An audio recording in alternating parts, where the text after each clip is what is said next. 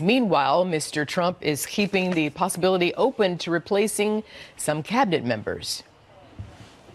I will tell you, I'm extremely upbeat. The White House is running like a well-oiled machine. It's doing really well. I have great people. I will make some changes, but not very many. I'm very happy with my cabinet, other than, a couple of exceptions, and even there, I'm not unhappy.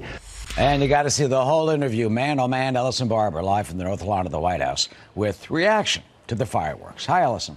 Hey, Eric. Yeah, the president and Chris Wallace covered a whole lot of ground in this interview. Chris Wallace asked President Trump about the historic win for Democrats in the House this election cycle. President Trump, of course, spent a significant amount of time campaigning for Republicans across the country. Gubernatorial candidates, Senate candidates, House candidates. He often told people to vote for Republicans and encouraged them to look at their vote in the midterms as a vote for his administration and his policies. The president says, though, the losses in the House are not a reflection on him or his chances in 2020. Last week in this election, the House picked up so far its 36 seats. It may be on the way to 40 seats. And your reaction was that it was almost a complete victory. I won the Senate. You don't mention that. Well, excuse me. I won the Senate. I didn't run. I wasn't running. My name wasn't on the ballot. The president did not only discuss domestic issues, he talked about those abroad as well, including the murder of Washington Post journalist Jamal Khashoggi. According to reports, the CIA has now concluded that the Saudi crown prince Mohammed bin Salman ordered Khashoggi's murder. Saudi Arabia denies that. President Trump told Fox News Sunday the crown prince has told him a number of times he was not involved in the killing. But if Mohammed bin Salman is lying to Mr. Trump, what then? Do you just live with it because you need him? Well, will anybody really know? All right. Will anybody really know? But he did have certainly people that were reasonably close to him that were probably involved. You saw we put on very heavy sanctions, massive sanctions on a large group of people from Saudi Arabia. But at the same time, we do have an ally, and I want to stick with an ally that in many ways has been very good. President Trump told reporters yesterday that there will be a full report on Khashoggi's killing by Tuesday. Eric? All right, Ellison, thanks so much. Martha? And Eric, meanwhile, there is new reaction from lawmakers on Capitol Hill after President Trump says he was unaware that Matthew Whitaker had been publicly critical of special counsel Robert Mueller's investigation prior to picking him to replace Jeff Sessions as acting attorney general. Garrett Tenney has more now and joins us live from Washington. Hi, Garrett. Hey, Arthel. President Trump said he didn't know about Matthew Whitaker's views on the Mueller investigation before appointing him as acting attorney general. And afterwards, when he found out about those criticisms, the president said he didn't have that it did not have any effect on his decision. He also told Chris Wallace that he doesn't think Whitaker's past criticisms of the special counsel will have any impact on the investigation. Well, he says there's no collusion. Chris, I'll tell you what. He says you can starve the investigation. Right. What do you do when a person's right? There is no collusion. He happened to be right. I mean, he said it. So if he said there is collusion, I'm supposed to be taking somebody that says there is, because then I wouldn't take him for two reasons. But the number one reason is the fact that he would have been wrong. If he said that there's no collusion, he's right. Democrats aren't buying that explanation, though, and on ABC's This Week, Congressman Adam Schiff said his party plans to challenge the constitutionality of Whitaker's appointment since he wasn't approved by the Senate, and said if Whitaker tries to do anything to curb the Mueller investigation, Congress will expose it and take action. The biggest flaw, from my point of view, is that he was chosen for the purpose of interfering with the Mueller investigation. He auditioned for the part by going on TV and saying he could hobble the investigation. And ethically, he should have absolutely nothing to do with the investigation. And President Trump said his legal team is still going over his written answers to questions from the special counsel, but he expects that those will be submitted sometime this next week. Arthel? All right, Garrett Tenney, thank you. Eric? And for more on this, let's bring in University of Memphis law professor and former federal prosecutor Steve Mulroy. Steve, good to see you. You know, in the interview, the president seemed really confident about the Mueller probe, again saying he believes that it is, in his words, a witch hunt. It also seems to be a point that it's winding down. Do you think the fact that they're about to prepare and submit these written questions means that we are near the end? Yeah, I think there is a possibility that the fact that the written questions are going to be answered now means that the investigation is drawing to a close and that Mueller will present a report to Congress or something like that. However, it's not outside the realm of possibility that Mueller may follow up with a request for a live interview of President Trump. I noticed that the topic of obstruction of justice was not covered in the written questions. That's a pretty major area, a pretty plausible avenue of prosecution that hasn't been touched. Yeah, what does that mean, the fact that that's absent the questions, according to the president? Well, so it either means that Mueller is getting ready to follow up with a request for live questioning on that topic of obstruction of justice, or it means that he's decided that since Trump has said he's not going to answer those questions, he's just going to give up on that, and he's going to, direct to Congress what he knows about obstruction of justice and let Congress ask those questions. And of course, now with the Democratic-controlled House, they could subpoena the president and ask those kinds of questions. Do you think that's possible, that may happen, that they could subpoena the president, and that Mueller is doing this on purpose to kind of evade that issue? Yeah, I think it's a jump ball, Eric. I think it could go either way, but I certainly wouldn't be surprised if I saw Mueller presenting a report to Congress and then letting the House Democrats take the ball and have them be the ones that issue the subpoena of the president. Now, of course, the president may resist that subpoena, and that will have to end up in court. But I think with this Democratic-controlled House of Representatives, they won't be shy about subpoenaing records and even subpoenaing testimony from both Trump and those in the administration that might have knowledge of either the Russian connections or the separate topic of obstruction of justice. Well, during the interview, the president, as I said, did seem, pretty on top of his game about this. He kind of, fluffed off the questions in a bit. Here's part of what he said to Chris Wallace. It wasn't a big deal. By the way, it wasn't a big deal. The questions were asked and answered. It wasn't a big deal. They make it like I had meetings for many, many hours.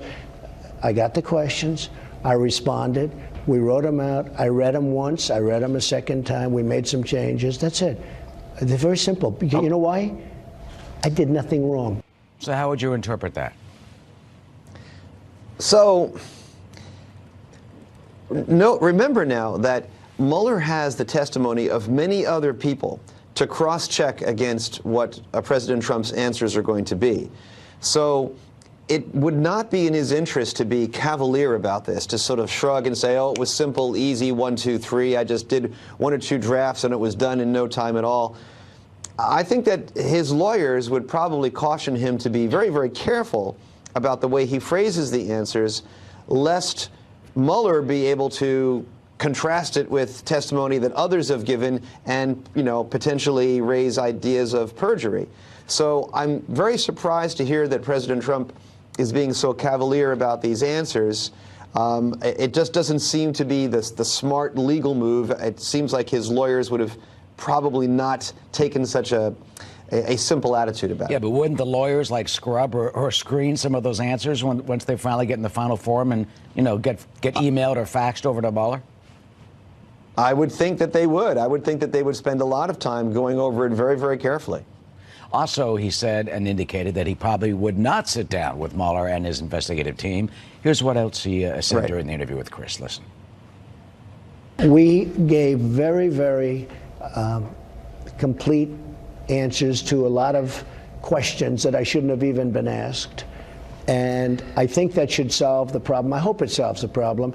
If it doesn't, I'll be told and we'll make a decision at that time. But probably this is the end. So he says probably this is the end. What goes into the decision whether or not to sit down if indeed there's such a request?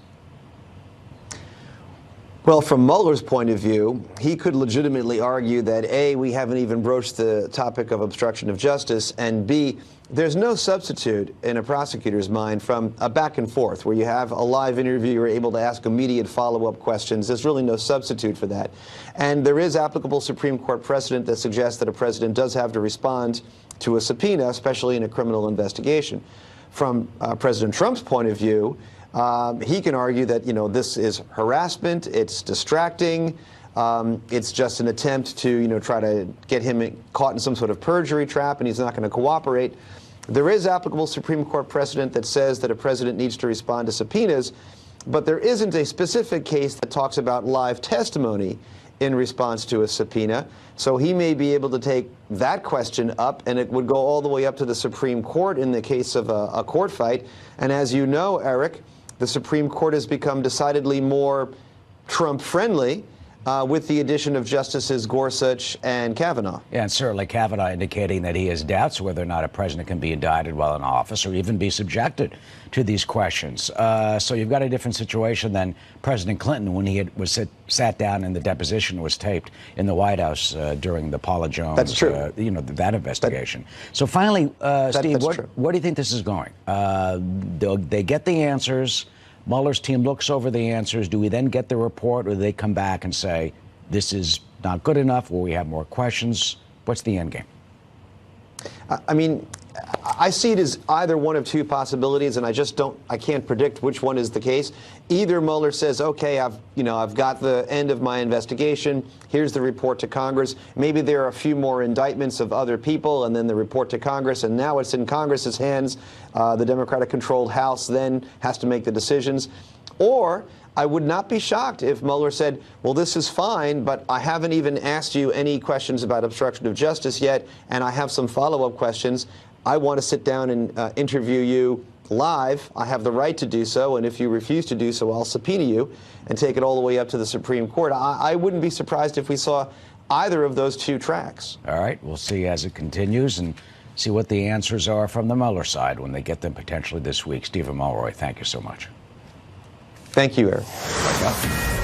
In a Fox News alert on another top story, at least 79 people have been killed in those devastating California wildfires, with nearly 1,300 people still unaccounted for.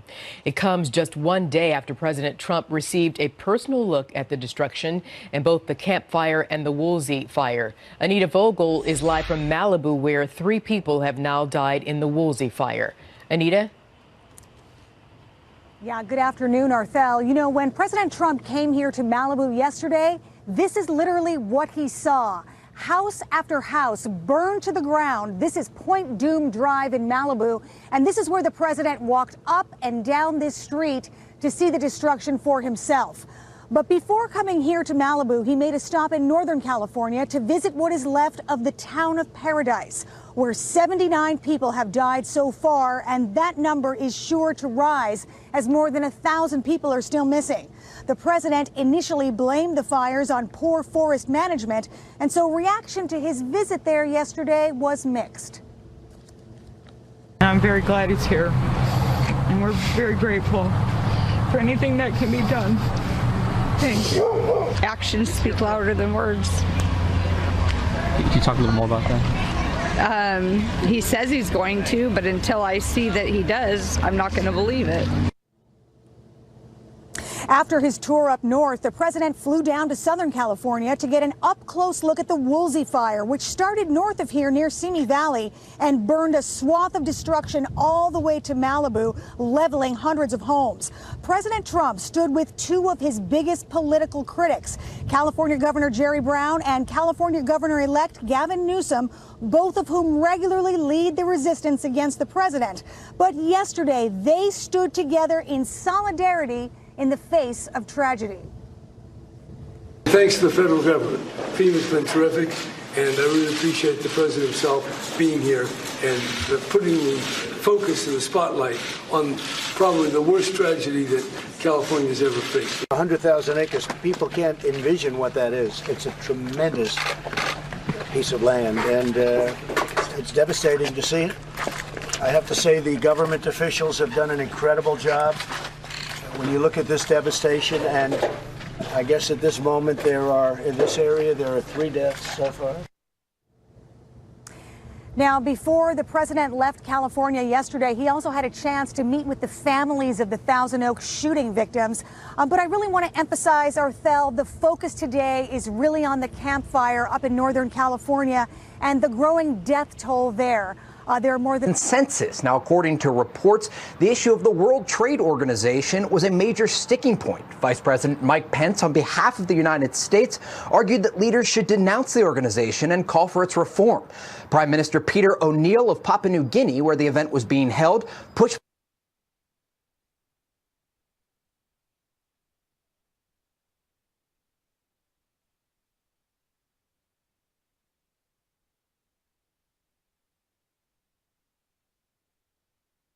exchanged jabs and remarks Saturday, with Xi Jinping criticizing the Trump administration's America First policies, and Pence saying, quote, the U.S. will not change course until China changes its ways. The vice president referring to the $250 billion worth of tariffs levied by the U.S. against Chinese goods earlier this year. Pence reiterating the U.S. position that President Trump believes America has been routinely taken advantage of by China. Take a listen. We have great respect for President Xi and great respect for China. But, in the president's words, China's taken advantage of the United States for many, many years. And those days are over. Now, President Trump and Chinese President Xi Jinping are scheduled to meet on the sidelines of the G20 summit later this month in Argentina. The event widely seen, Eric, as an opportunity for these two leaders to work out some of their differences in a growing trade war between China and the United States. Eric? All right, Trey. Thanks so much, Rafael. All right, Eric, for more on this now, we're going to bring in Christian Whiten. He's a former State Department senior advisor in the Trump administration and George W. Bush administration as well. Christian, good to see you. Thank you. A bunch of questions off the top because this is very complicated, as you well know. So in terms of assuring allies of U.S. commitment to the region, who had the better presentation, Vice President Pence or President Xi? What are our allies there in the Asia-Pacific looking for? And how does this tee up that meeting between Presidents Trump and Xi at the G20 that Trey just mentioned? And also, what can we expect to come out of that meeting?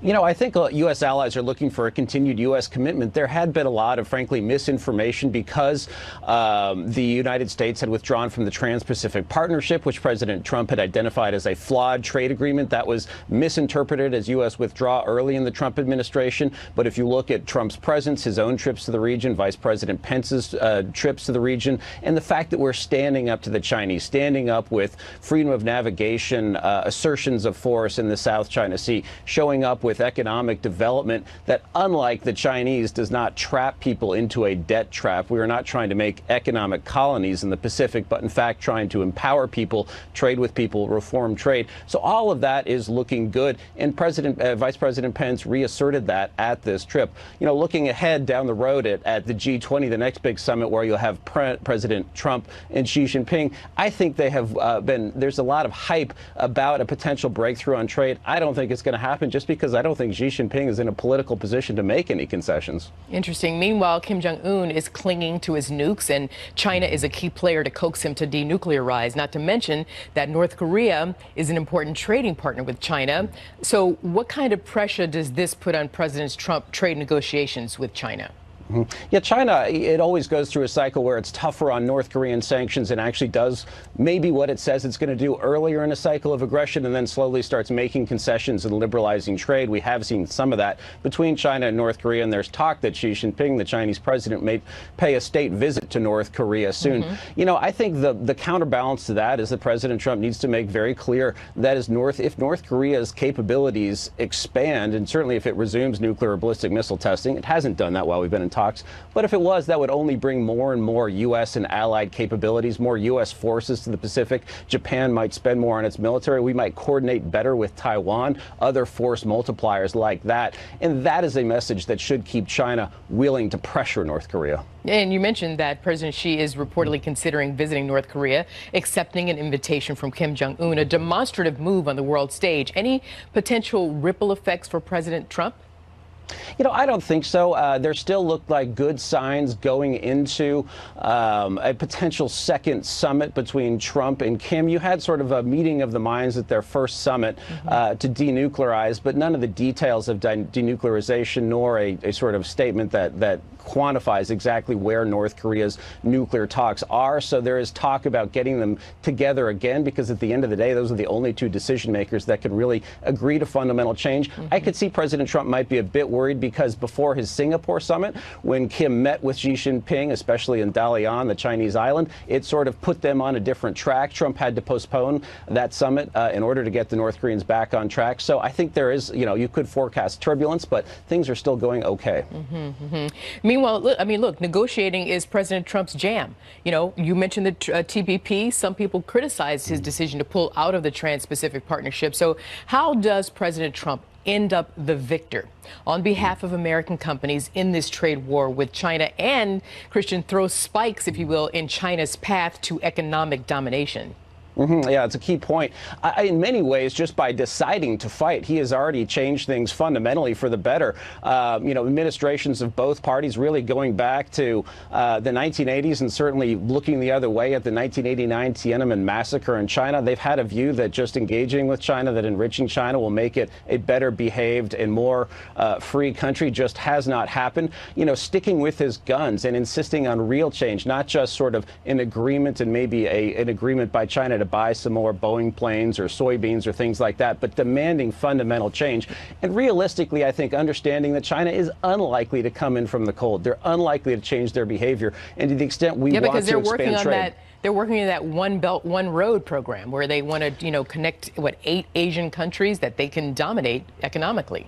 Exactly, and that's one message Vice President Pence has carried in APEC and elsewhere at a major speech he gave at the Hudson Institute last month, which is that this is economic colonialism, essentially. You get cruddy infrastructure from the Chinese, you get a lot of debt, you get a lot of economic control and all of that entails with Chinese dominance. So really, and also we've created something called the U.S. Build Act, which will enable U.S. More loan guarantees, not handouts, but resources that these countries can use if they do not want to become dependent on China. All right, Christian Whiten, we have to leave it there. It was a lot to cover. Thank you for breaking it down for us. Thank you, Arthel. Take care. We know we showed you a bit of Chris Wallace's interview with President Trump on Fox News Sunday, but after they were finished, Chris was treated to a little tour by the nation's first tour guide, the president showing off the historic Oval Room that is his office. This is the Resolute Desk, very famous. This is where John at the time, right? John Kennedy was right here. That's a little door that opens up. Right. And that was a famous picture. I could show you that picture. In fact, I'll give it to you. But this is a very important desk. FDR, John Kennedy. We have 7 desks. And as president, you can choose any one of the desks. This is, to me, I think the most beautiful in terms of its carving. I also think, in many respects, it's, just some people that I respect. When you're sitting at the desk, how do you make decisions? I mean, do you agonize over them? Do you second guess yourself? How does... I don't think about it. I don't think about, how I make them. I make what I consider the right decision. I have great people working at the White House. They don't get enough credit. I have some tremendously talented people, and I will talk to them, and sometimes I'll have them go at each other. I do like that, let them go at each other. And they do. They're very competitive people. And at the end, I make a decision. Can you imagine walking into that office and actually, working there? President Roosevelt actually was the one who asked that that little door be put in the desk. In fact, President Trump says when I've... Counties, and for some, it was incredibly close. The deadline was noon, and Palm Beach County got their numbers in at 11:59 a.m. So all counties have now submitted up their final count numbers up to the Secretary of State's office up in Tallahassee. And people at the Division of Elections will be looking over those numbers now. In the very close governor's race on Tuesday, it will officially be certified in Tallahassee, along with all of the races.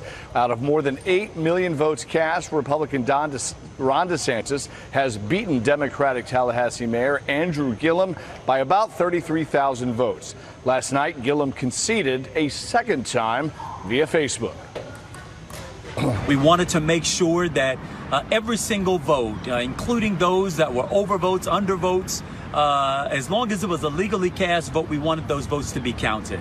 And now that we are rounding that process out, RJ and I wanted to take a moment to congratulate Mr. DeSantis on becoming the next governor of the great state of Florida.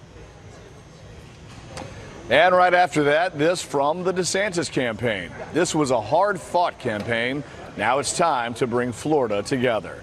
In the even closer Senate race, Florida's Republican Governor Rick Scott is also expected to be declared the winner on Tuesday. For the past 12 days, he's been ahead of Democratic incumbent Bill Nelson by about 12,500 votes. This morning, the Scott campaign again called on Nelson to give it up. Quote, "Be remembered as the statesman who graciously conceded after 42 years of public service, or be remembered as the sore loser who refused to face the people he served." And yesterday, Scott's attorney was confident on Fox News that the final numbers will be good for them. We believe it will. We believe that Tuesday these election results will be certified, and Governor Scott, Senator-elect Scott, will be heading to Washington. So in Tallahassee, the mathematical work is happening right now, if it's not done already, adding up the final count numbers of all 67 Florida counties. And as they did on Thursday after the first recount deadline, they should update their Division of Elections website, and we'll have it official for the state of Florida. All that would be left, certifying it in Tallahassee on Tuesday. Back to you, Arthel. Thank you, Phil Keating. Eric. Well, in California, Arthel, the dimensions of the wildfire disaster are becoming more apparent with each passing hour. The death toll now stands at 79, and roughly 1,300 of our fellow Americans remain missing. And for those who are not directly in the fire zone, there are still dangers and concerns about the hazardous air quality. One San Francisco couple, John Nowicki and Kate Wilson, well, they had to wear masks, as you can see, for their wedding photos. And the question millions of residents are asking now, when will the air quality get better because of all that smoke? Meteorologist Adam Kloss joins us with the forecast. Hi, Adam. Hey there, Eric. We do have at least several more days where this very heavy smoke is going to be lingering around. Still air quality alerts across large portions there of Northern California, stretching down to Central California. Anywhere in these highlighted counties, all spots where children, the elderly, anyone with respiratory issues, you do not want to spend any sort of extended amount of time outside because this air, the particles in there, still very thick and heavy. The setup that makes this happen, it's kind of the topography of the state. You see the Sierra Nevadas mountains just off to the eastern portions of the state. Along the western coast, you have the coastal ranges. All of that very heavy smoke gets kind of stuck down in this valley. The winds haven't been too horribly strong here throughout the last day or so, and they're not looking to pick up. So all that smoke that is sitting there is going to continue to lingering over towards the Bay Area. Also, the winds that we do see are all picking up and moving very slowly over towards the coast. So all of that smoke, unfortunately, is going to be sticking around here for a little while. We still have all the elements there in place for high fire danger, so there's still red flag warnings stretching across portions of the northern part of the state over towards Paradise. The air's still very dry. All of these brown and orange colors indicate humidity levels down towards 25%. No rain on the horizon for right now, but when ultimately will we start to see this smoke clear off, it's going to take some rain to kind of knock those particles out. And finally, it's taken a while, but finally that is on the horizon. This is a future cast. You're paying attention. Still dry on Tuesday, but it looks like by Wednesday and then on Thursday, Thanksgiving, there are going to be rounds of showers moving across California. Some much needed rain, something to be thankful for as we get closer to the holiday, Eric. Yeah, such a difficult and horrible situation. Adam, thank you. Arthel? Thousands of Central American migrants arriving at the Mexican border with the U.S. as troops have been deployed there to prevent anyone from trying to get into the country illegally. We're live on the ground in Tijuana, Mexico with the very latest, and also get reaction from former acting ICE director Tom Homan.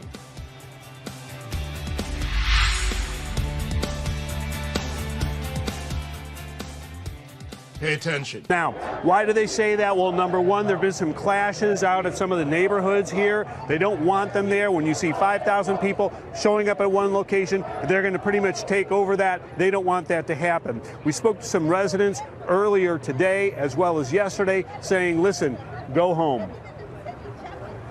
They have shown by their own actions and attitude the things that are illegal, things that will not be tolerated. Tijuana or Mexican government has said that it's not going to be tolerated just because they came here and want to come here and do things. They're illegally doing drugs and prostitution, selling drugs. It's all bad. They shouldn't do that because they don't belong here. They're just migrants, but it's like the same, in the same case, it's like when Mexican migrants going to the U.S., they're undocumented. The governor says in all likelihood the migrant caravans will be here anywhere from 6 months to 18 months. Now, obviously, this point of view is not shared by everyone here. Some believe that Tijuana is a welcoming place. It has been a stepping stone for migrants for many, many generations, and they believe it's a responsibility to protect them. We welcome these migrants. We love these migrants. These are human beings. These are not criminals. These are people that are simply escaping a horrific situation in their homeland, a lot of it provoked by policies of the United States. Now, again, the caravan is meeting about a half mile away. We're not sure. Police have not formed a line, if you will, quite yet. That is a concern that they will clash. Also, I'm going to say that both the Mexican police as well as those on the American side are preparing that the migrants are going to go to the port of entry and either have a sit-in or rush the border, if you will. They put up some new fencing in the last 24 hours to prevent that from happening. Arthel? William Lajeunesse, thank you very much for that update. So, some Arthel Mexicans angry at the caravan. Tom Homan joins us. He's former acting ICE director and a Fox News contributor. So, Tom, first, your reaction to the fact what William just reported, that they're rallying against the caravan. There have even been some reports that people in Tijuana are yelling insults and have even thrown rocks at some of the caravan members. Well, I certainly hate to see the violence, but maybe the Mexicans are getting fed up. I mean, they have a sovereign country, too, and their border's been broken. They try to stop the caravan. They use violence against the federal officers on their southern border. This has been going on for years. We've seen numerous caravans from Central America pass through Mexico. It's a crime to transit through Mexico without a transit visa. So maybe Mexico is finally standing up and saying, no, we have laws too, and you got to respect our laws. This is our country. Yeah, some people, I can understand it. People along the way have given them food and shelter and helped them. At the same time, the Mexican government did give those transit passes. So how do you think this can be resolved if, as you say, and we see some Mexicans, citizens are getting fed up? Well, not everybody got a transit visa. Many of them didn't. But look, Mexico's doing. They've helped the United States, right? I mean, for the last several years, they've arrested thousands of Central Americans on their southern border, removed them. These are people that are coming to the United States. They've also offered asylum to these people, and over 2,000 have accepted it. That's 2,000 less people that will come to the United States. But I think Mexico is doing what they can to assist us in this. I think it's a global problem.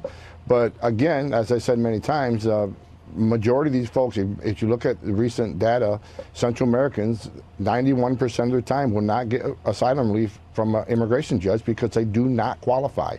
Poverty, looking for a job, doesn't qualify for asylum. Do you think they will get that message? I mean, right now they're about 3,000, I think, could go up to 10,000, and they can only process about 100 a day for an asylum claim. Well, if we stick to the plan, I mean, if they actually...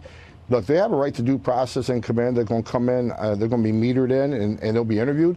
But if we detain them until we see a judge and not release them, get back to catch and release, as I said, the majority of them will lose their case because they really are not true political asylum seekers. If we detain them until we see a judge, they get order removed and remove them, like we did back in 2014 when this first started. We removed several plane loads of folks.